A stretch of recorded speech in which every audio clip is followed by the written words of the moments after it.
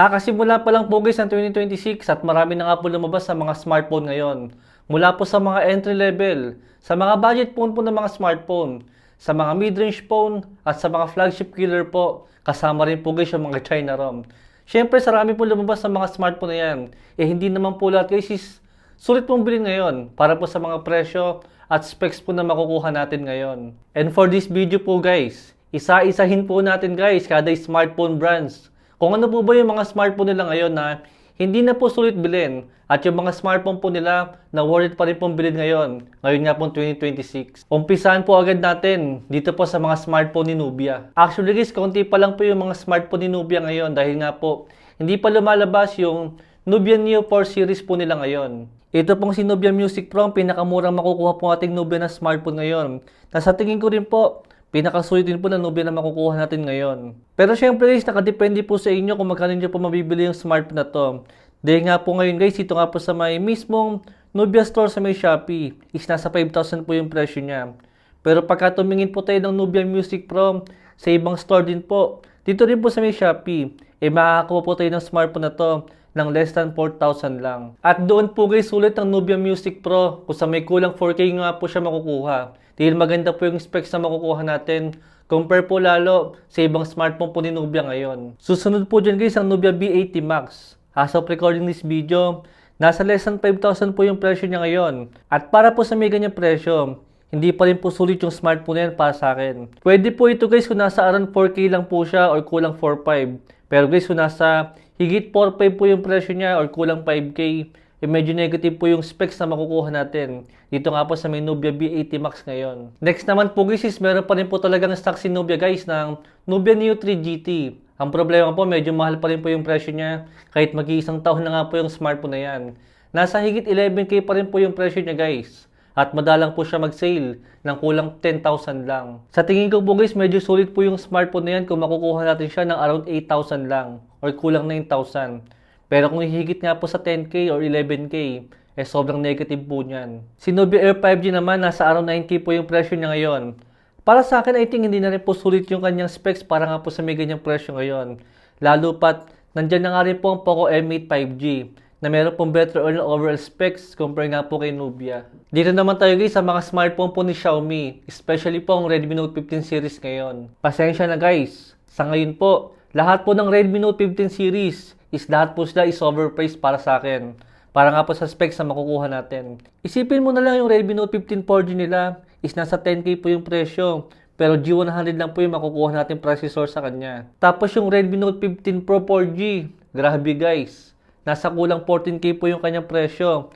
Pero G200 lang po yung kanyang processor. Grabe po yan guys, para nagiging kalabel na po ni Vivo. Saka po ni Oppo, yung mga smartphone po ni Xiaomi ngayon.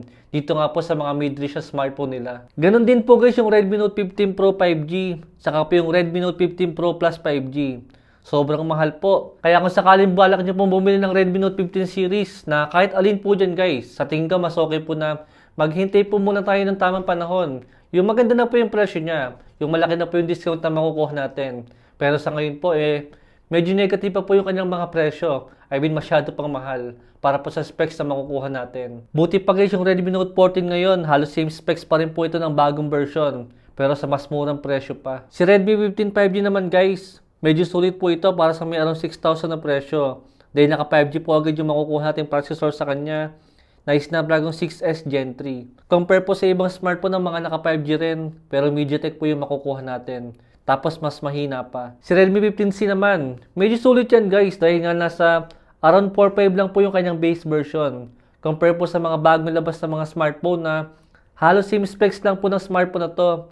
Pero yung presyo po nila mas mahal na. Compare po kay Redmi 15C ngayon. Yung Xiaomi 15T po nila guys is masyado rin po mahal yan. Especially po yung base version nila. Pero yung 15T Pro po nila guys, medyo okay po yung kanyang specs na makukuha natin. Dahil flagship processor po siya. Si Xiaomi A3X naman po guys, sobrang negative na po yung smartphone na yan. Para nga po sa may less than 3K nga po na presyo. Alam ko mura lang po yung smartphone na yan. Ang kaso guys, di hamak po na masulit ng kunin natin yung Nubia Music Pro na hindi po nagkakalayo ng presyo. Diyan nga po sa may Xiaomi A3X na masyado nga siyang mura. Pero ang pangit ang mga specs. Magdagdag ka na lang ng konti. makakakuha ka na ng mas magandang specs dito. Dahil kung entry level lang din po guys sa Xiaomi yung kukunin natin, mas okay po na kunin nyo na lang yung Redmi A5 compare po sa may Xiaomi A3X. Dito naman tayo guys sa mga smartphone po ni Honor. Unang smartphone po ni Honor ngayong taon is syempre itong Honor X9D na sa tingin ko, medyo pwede na to guys kung mahilig po kayo magbalibag ng smartphone nyo pag nagagalit po kayo. Pero kung di ka naman nagbabalibag ng smartphone, sa tingin ko guys, maraming smartphone pang masulit dito. Dito nga po sa may Honor X9D. Tulad po nila po ako M8 Pro 5G at ibang smartphone pag sa lalabas po dito sa mga kulang 20k po ng mga presyo sa mga mid-range nga po ng mga smartphone guys. Literal po guys na lahat po ng smartphone ni Honor sa mga kulang 20k po ng mga presyo. Mula sa entry level po nila na Honor X6C. Saka po sa may medyo budget phone po nila na Honor X7C. Tapos yung Honor X8C. Sobrang mamahal po ng mga presyo. Pero yung specs po na makukuha natin, masyado po tayong lugi sa mga ganyang klase ng mga smartphone. Pagka kinumpare nyo sa ibang mga smartphone brands. Itong next smartphone brands po natin, nakakapagtaka po ito guys. Magugulat kayo. Ito pong si Samsung guys. Di hamok na masulit na po ngayon compare po sa maraming smartphone brands ngayon. Starting dito sa may Galaxy A07, isipin mo na sa 5,000 lang po yung presyo niya. Pero G99 po agad yung makukuha ating processor na mas sulit po compare sa maraming smartphone ngayon sa ganitong presyo. Lalo pa pagka nagsisale po yung smartphone na to ng kulang 5,000 lang. Game over na po guys. Di hamak na mas pipiliin ko na si Samsung kaysa po kila Infinix. Saka po kila Poco. Isang dahilan po dyan guys kung bakit sobrang mura po ng mga smartphone ni Samsung ngayon. Siyempre dito lang po tayo makakuha ng discount sa online. Ang dahilan po dyan guys, kahit po hindi panahon ng sale, yung mga smartphone po ni Samsung, meron po mga malalaking discount ngayon. Compare po sa ibang mga smartphone brands na pagka po hindi panahon ng sale, mataas po yung mga presyo nila. Pero si Samsung guys, almost mag 1 year na po yung Galaxy A56 5G. Pero guys, tingnan nyo naman yung presyo. Sobrang mura pa rin. Kahit hindi po nakasale yan, napakamura po ng presyo niya. How much more po pag nakasale po yung smartphone na yan. Napakalaki po ng discount na makukuha natin. Ganon din po guys ang Galaxy A17 5G. Isipin mo, panalong-panalo po yung smartphone na yan para po sa specs na makukuha natin. Para po sa may less than 10k na presyo niya ngayon. How much more po guys sa panahon ng sale? Dahil nagiging less than 8k lang po siya. Minsan less than 7k pa. Isipin mo yan guys, Samsung po na smartphone yan. Naka-AMOLED siya, naka-5G siya, at napakaganda ng software. Siyempre hindi po perfect yung smartphone na yan. Ang ibig ko lang po sabihin, kung si Samsung po nakakapagbigay po ng ganyang klase ng specs sa ganyang kamurang presyo, bakit po yung ibang brand hindi po makapagbigay ng ganyan? Ito pa isa si Samsung Galaxy A36 5G. Sobrang sulit na po ng kanyang specs para po sa ganitong presyo ngayon na around 10,000 lang. Napakaganda po ng kanyang specs guys para po sa ganitong presyo at compare din po sa maraming smartphone ngayon. Saka po yung Samsung Galaxy A06 5G. Grabe guys, last year lang po nagsisale po yung smartphone na to ng less than 4,000 lang. Isipin mo naka 5G po agad yung Samsung na smartphone natin para po sa napakamurang presyo lang. Even po si Infinix, hindi po tayo nabigyan ng ganyang klase ng specs sa murang presyo. Pero si Samsung guys, ewan ko na lang bakit ganun. Kaya napaka-weird pong isipin na bakit si Samsung pa. Sa lahat po ng mga OG na mga Android na mga smartphone, bakit siya pa yata yung merong mga smartphone na sulit po ngayon? Compare po sa ibang mga bagong mga smartphone brands lang, na nagpapakilala pa lang po sila, pero yung mga presyo po ng smartphone nila, masyadong mahal na. Compare po kay Samsung na dapat mas mahal po sila dahil nga po sikat sila. Pero hindi guys.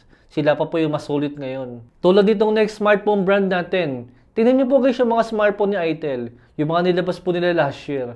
Marami po dyan guys, tagilid yung mga specs sa napakamahal na presyo. Tulad po nitong Itel P70. Masyadong mahal to guys para sa meron 4,000 or kulang 5,000 po. Depende po sa may version na makukuha natin. Pero yung processor naman yan guys, naka Helio G50 lang po siya. Sobrang bagal po niyan. Galing pa po yan guys sa may G35 na almost kulang 5 years old na. Sobrang bagal na po ngayong taon yan. Malaki nga yung battery niya guys na baka mapaabot yun ng 1 linggo. Alam nyo guys kung bakit po aabot ng 1 linggo yan. Dahil hindi nyo po matitiis gamitin sa sobrang bagal. Kung 6,000 mAh siya battery lang po guys yung hinahanap natin para po sa isang entry level ngayon. Di hamak po na mas okay nang kunin natin. Si Infinix Smart 10 Plus. Yun guys, napakaganda po ng kanyang specs. Maganda yung design niya. Malaki yung battery. Pero mas mabilis po siyang gamitin. compare po dito kay Itel. Isama nyo na rin po yung Itel A90. Grabe guys, sagad-sagaran po sa bagay yung smartphone na yan. Oo guys, mura nga po siya. Para sa may around 3,000 lang. Kaso nandyan nga rin po ang Infinix Smart 10 na halos same price lang po sila guys pagka po nagse-sale. Pero di hamak po na mas maganda po yung specs ng Infinix Smart 10 compare nga po kay Itel A90. Sa mga magsasabi dyan, hindi, okay na yung sa Itel A90. Mura naman yung presyo niya, kaya tama lang naman sa may ganyang specs. Well guys, hindi po ganyan. Kung ang presyo po ng Itel A90 is nasa 3,000 pesos na, rekta po 3,000 pesos sakto, guys, magdagdag ka na lang ng 300 pesos o baka ng 200 pesos. Makakabili ka na ng mas better po na specs sa isang smartphone ngayon. Kaysa naman dyan kay Itel, 3K nga po siya. Nakatipid ka ng 200 pesos. Pero guys, downgraded naman po karamihan ng kanyang specs. Well guys, hindi po ako hater ng Itel. Kung Itel lang din po yung gusto natin, mas okay po na piliin na lang po natin is yung mga 2024 version po ng mga smartphone nila. Hanggang ngayon po, makakabili pa rin po tayo ng mga lumang model po ng mga Itel ngayon na meron po mas okay na specs compare po sa mga bago ngayon guys. Tulad nga po ng Itel RS4, ng Itel S25, yung Itel CT100, saka po yung Itel S25 Ultra. Ang problema nga lang po sa mga smartphone na yan, baka hindi nyo na nga rin pong piliin dahil medyo luma na nga po sila. Pero at least, maganda po yung specs na makukuha natin compare po sa mga bagong labas sila ngayon. Ito bang susunod na smartphone natin guys? Actually, napakarami po nilang mga nilabas sa mga smartphone. Mula sa entry level, sa mga budget phone, sa mga mid-range, at saka po sa mga upper mid-range. Napakarami guys. Hindi ko na po kayang isa-isahin. Ito na lang po yung sasabihin ko sa inyo. Ito pong lahat po ng smartphone ni Oppo. Mula sa kulang 30K, sa kulang 20K, sa kulang 10K, halos lahat po overpriced yan. Isang smartphone lang po ang nakikita kong sulit sa kanila. Yung Oppo A6X. Yun guys, napakaganda po ng specs na makukuha natin doon. Almost upgraded po. Actually guys, yung specs po ng Oppo A6X, meron yata ako dito. Pakita ko lang sa inyo. Ito po guys, si Oppo A6X. Di hamak na mas maganda po yung specs na makukuha natin dito. Compare nga po sa ibang smartphone ni Nubia, saka po ni Itel guys. Unang-una po sa may battery po ng smartphone na to. Malaki po yung battery niya para po sa may ganitong presyo. Tapos saka Snapdragon po na processor ngayon. Pero karamihan po ng mga smartphone ni Oppo, almost 90% or 95% masyado po mahal. Magiging sulit lang po sila kung sa mga discounted nga po natin sila makukuha. Ganon din po kay Vivo guys. Di hamak po na mas gusto ko pa itong si Vivo Y04S para po sa specs na makukuha natin. Unang-una guys, nasa around 5K lang po yung presyo niya pagka naka-sale. Pero yung storage po na makukuha natin is naka 256 po agad. Compare po sa maraming smartphone na mga bagong labas, naka 128 lang po sila. Tapos maliit po yung battery. Tapos ang kagandahan pa nga po dito kay Vivo, minsan po nagsisale pa po siya ng kulang 5,000 lang. Tapos pagka tiningin nyo na po yung mga karamihan po ng mga smartphone ni Vivo, masyado na pong mahal. Mula sa mga budget phone, sa mga mid-range po, saka sa mga higit 20K na mga smartphone, masyado nang mahal. Pero meron po akong isang smartphone ni Vivo na medyo makatwirang po yung presyo ngayon. Lalo nga po pagka naka-sale. Para po sa isang Vivo na smartphone. Yun po guys yung Vivo V60 Lite 5G. Medyo maganda po yung specs na makukuha natin. Lalo po pagka discounted po yung presyo niya. Pero syempre guys, kung open-minded ka pa sa ibang smartphone brands, marami pa rin po mas magandang smartphone dyan kay Vivo. Pero kung Vivo nga po yung smartphone na gusto nyo, yun lang po yung Vivo marirecommend ko sa inyo. At sa tingin ko, medyo okay po yung specs niya. Dito naman po guys, sa mga smartphone po ni Tecno, eto po guys, medyo kabaliktaran po ito nila Oppo, saka po ni Vivo. Sa ngayon po guys, kung magpapatuloy po si Tecno, ito pong Tecno Spark Go 3 po nila ngayon. Sa tingin ko sa ngayon po, hindi po siya sulit bilhin ngayon. Dahil marami pa nga po tayong ibang smartphone na mapipili po na mas maganda sa kanya. Like nga po ng Tecno Spark Go 2. Di hamak po na mas maganda yung last year model. Compare nga po sa may bagong version ngayon. Pero guys, pagka po kinompare nyo ang Tecno Spark Go 3, compare po sa mga bagong lumalabas ngayon, doon nyo po ma-appreciate yung smartphone na yan. Dahil nga po sa napakamurang presyo niya. Alam ko may mga downgraded sa kanya. Pero yun nga lang po yung ibig kong sabihin, maganda pa rin po yung Tecno Spark Go 3 kung i-compare nga po natin siya sa mga bagong lumalabas sa mga smartphone. Pero kung i-compare nyo po ang Tecno Spark Go 3 sa mga last year model, doon nyo po guys makikita na hindi po ganun kasulit yung smartphone po ni Tecno ngayon. Pero sa ngayon po guys, yung mga POBA series po nila at yung common series, lahat po yan guys, sulit po yung mga presyo nila para po sa specs na makukuha natin ngayon. Dito po guys sa mga smartphone naman po ni Realme. Dito guys medyo madugo po ito. Talagang lumilinya na po siya. Sa mga smartphone po nila Oppo, saka po nila Vivo. Pumapangatlo na po si Realme ngayon sa sobrang mahal. Actually parang hindi pa nga po. Parang mas sulit pa nga po si Oppo ngayon compare po kay Realme. Dahil nga po sa may Oppo A6X nila. Pero guys kay Realme, napakamahal na po ng mga smartphone nila ngayon. Dito pa lang po guys sa unang nilabas po ni Realme nitong mga nakaraang buwan itong Realme C85. Napakamahal ng smartphone na to guys para sa specs po na makukuha natin. Unang-una, lagapak po yung kanyang processor. Lagapak din po yung kanyang display. At medyo saktuhan lang yung kanyang camera. Ang kagandahan lang po sa may smartphone na to guys, malaki po yung kanyang battery. Pero guys, hindi naman natin pwedeng ipagpalit yung malaking battery kung pangit naman yung processor at pangit naman yung display. Dahil kung nasa 10K lang po yung budget natin, dahil di hamak po na mas makakakuha tayo ng ibang smartphone na overall po, pero mas magandang specs dito. Pero dito po sa may Realme C85, sobrang negative po ito ngayon guys. Kahit po mag-sale to ng kulang 8K, mahal pa rin po yung specs na to guys. I mean, mahal pa rin po yung presyo niya para po sa specs na makukuha natin. Ito po guys, isang kabaliktaran to. Dito po sa mga smartphone ni Poco. Halos lahat po guys ang nilalabas sa Poco ng mga smartphone, sobrang sulit po ngayon. Isang Poco lang po, ang sa tingin ko hindi na po sulit bilhin ngayon. Yun po guys yung Poco X7 5G. Nasa kulang 15K po yung presyo niya sa may SRP niya guys. Pero yung specs po na makukuha natin, medyo hindi po ganun kaganda compare po sa ibang mga Poco na mga smartphone. Siguro maganda po yung consider ang Poco X7 5G kung sa may less than 10K lang. Kaso guys, kahit po sa may less than 10K, hindi ko pa rin po bibili ng smartphone na yan. Dahil nandiyan na nga rin po yung Poco M8 series nila na mas bago and yet meron po mas magandang overall na specs. Dito naman tayo sa may smartphone nila Infinix. Actually guys, nung unang ginagawa ko po yung video na to, mas marami po akong nailistang smartphone ni Infinix na para bang hindi na recommendable ngayong 2026. Pero guys, as time goes on at nababalita nga po yung shortage po ng RAM sa kanang storage, doon ko po mas na-appreciate si Infinix ngayon. Dahil po, di hamak po na mas sulit po yung mga specs na makukuha natin compare po sa mga bagong paparating nila ngayon. Bad news po ito guys para po sa may Tecno Spark Go 3. Dahil nga po yung specs na makukuha natin dito is downgraded po siya. Compare po sa may specs ng Infinix Smart 20. Tapos malaki po yung kanyang storage. Siyempre magkakahatalo po yan sa kanyang presyo kung magiging magkano po yung presyo niya. Pero guys, pagka po ako naging presyo ng Infinix Smart 20, Infinix Smart 20 is less than 5K lang. I think guys, game over na. Mas sulit po ang Infinix na yon compare po kay Tecno Spark Go 3. Pero syempre, malalaman po natin yan pagka official lang po yung smartphone na yan. Pero sa ngayon po, balita pa lang yan. Hindi ko pa alam kung magiging magkano yung SRP niya. Munti ko na makalimutan guys yung mga smartphone po ni Nating. Ito po guys, meron akong dalawang Nating dito. Ito pong si Nating Phone 3A Lite. Actually guys, bala ko sanang gawan ng review to. Pero hindi ko pa magawan. Napakamahal po ng presyo niya guys. Nasa 15K po yung SRP niya. Pero kung titingnan niyo po guys yung kanyang design, medyo hawig po siya. Hawig po siya guys ng CMF Phone 2 Pro. Kumbaga, binago lang po yung kanyang pangalan at binago lang po yung kanyang likod. Pero guys, ito pa rin po si CMF Phone 2 Pro. Medyo mahal po ito guys para po sa may 15K nga po na SRP niya. Mas okay pa guys kung makukuha po natin yung smartphone na to.